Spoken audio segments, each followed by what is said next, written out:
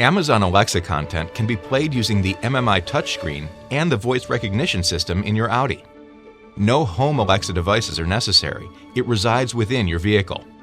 To use Alexa, the vehicle must have a primary user assigned and be logged into an active My Audi account in the vehicle.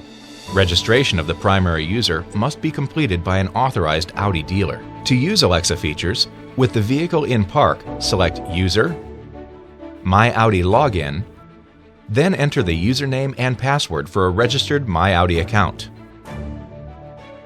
Agree to link the My Audi account to the Amazon Alexa account. Then agree to the Alexa Voice Services disclaimer. A QR code and a unique password will appear. If the web address is entered into a device manually, enter this password as well, or use a compatible smartphone to read the QR code. A link to the Amazon login site will appear on the smartphone. Select it. Enter the Amazon username and password. Then log in. The smartphone will display an Audi Alexa Integration Access request. Select Allow. The MMI touchscreen will verify the Alexa connection.